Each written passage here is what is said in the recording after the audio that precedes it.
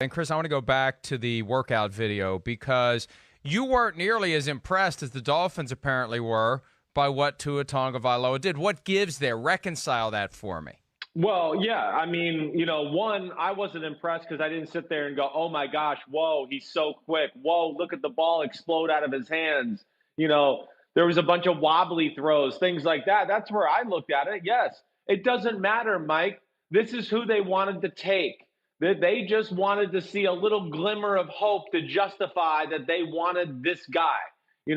We had heard, back when the regular season ended, that they loved Tua. We know that. Now, it sounded like the owner loved Joe Burrow as well, and that conversation was going on.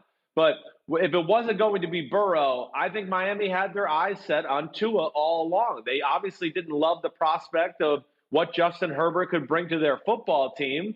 And Brian Flores coming from New England, which has a lot of carryover from Alabama. I'm sure he likes a lot of those qualities that Tua can bring from Alabama to his football team. So, yeah, I was not sitting there overly impressed from that workout, nor, like Brian Flores says, it's just a 9-minute workout video. It doesn't really do much for you, but it does when you're a team that's going, ooh, we really want to take a franchise quarterback, but we don't like this Justin Herbert kid. What do we do from here? We really like this Tua guy, but there's these injuries. Oh, look, there he is. See, he throws, he can move. Yep, okay, good. Doctors, he's good. Okay, he's good. Guys, we're drafting him at number 5. I mean, that's all they needed. They just needed a little nudge to show that he was healthy. And Armando Salgaro released the media report that the Dolphins doctors are fine. That was all a process of Miami trying to make the fan base and the organization and everybody feel warm and cozy about the prospects of drafting Tua.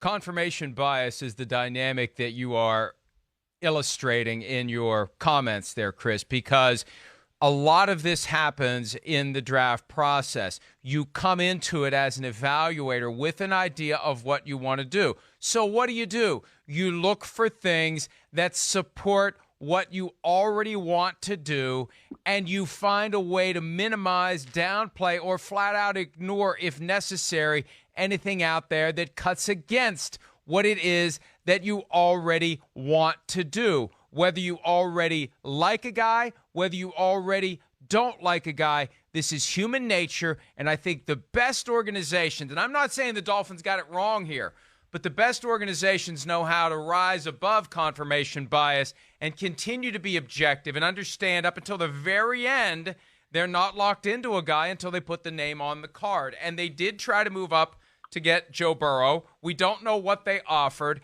And I was trying to think, Chris, of a circumstance where it would get out what the Dolphins ultimately put on the table. The Dolphins have no reason to undermine their faith in Tua Tagovailoa right now. So they've got no reason to leak or admit what they offered, right? The Bengals have no reason to say what we could have had other than Joe Burrow. I think the only way it would ever come out is if Burrow is just spectacular, out of the gates, clear-cut future Hall of Famer. Tua ends up stinking. Maybe the Bengals at that point will be tempted to say, hey, look, here's what we turned down. We knew what we were doing in not giving anyone else the chance to get Joe Burrow. We knew to say no. Can you believe we said no to this? Well, we knew to tell Miami, sorry, you can stick it, even though they offered us all that stuff to come get Joe Burrow. Well, yeah, I mean, you're probably right. You probably will hear it then. Well, it is just justify that, yeah, for Miami to be able to sell to their fan base, hey, we tried to get this guy. We knew he was going to be special. We offered it to him. But, hey, this Tua conversation is very interesting. I'm really interested to see where it goes this year, how healthy he is, ready to go. Again, I really like the person. It's my least favorite thing of the year, doing draft evals, because it's not about the kid. It's truly just, business here. We're just talking about what he's done on the field. And I know he has a lot of great attributes. I do. And there's things I like about his game. But I'm also concerned that he's being overdrafted, as you know, one, because I think he's getting the credit for which is the Alabama machine, right? That, hey, Alabama's offense was really good once he got hurt. They threw up like almost 40 points against Auburn. They blew out Michigan, who had one of the better defenses in football.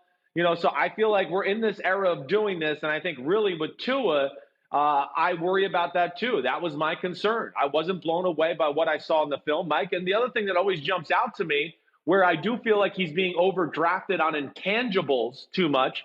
When I hear Brian Flores and other people talk about Tua, the first things that are out of his mouth, they're usually not about what he does on the field. It's always, he's a great leader, he's a winner, he's tough.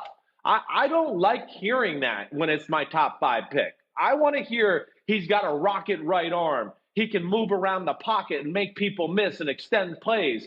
And, that to me, when you start drafting on intangibles is a little risky, is my point. And that's where I just feel like it's a little risky with Tua, and we'll see where it goes. If I'm wrong, I'll say I'm wrong when that time comes. And you don't have to make apologies for making an objective assessment. Well, of whether I feel or not bad a guy should be a top sometimes. 5 pick. Why? But why? That's what the sport is premised upon: identifying the best players and putting them on the field, and putting the players who aren't the best players on the bench, or passing over them in round 1 or round 2 and drafting them in round 3. I mean, for a guy who was a 3rd-round pick who thinks he should have been a 1st-round pick, you should be more of a jerk when it comes to dropping guys down the board, because it happened to you. Well, it's one of those things where I feel like in our business sometimes when you say something about the player professionally, they think it carries over to the personal life too. And they think, oh, he doesn't like him, he hates that guy. And I want to be like, no, I am delicate about that. But yes, my football evaluation, to your point, yes, I'll stand strong with that. And that is what I believe. The reality is no amount of caveats or tiptoes by you is going to change the fact that if you say something that someone doesn't like on merit about a player without crossing into the line of the personal, they're still going to think you hate him, you don't like him. So, Chris, let's end with this. Why do you hate Tua Tagovailoa? I don't hate him. I don't. Sorry. He's a good guy. All right. I just have my doubts about him as a football player. Hi, I'm Mike Tirico, and thanks for watching. Make sure to hit subscribe for the latest news and highlights from NBC Sports.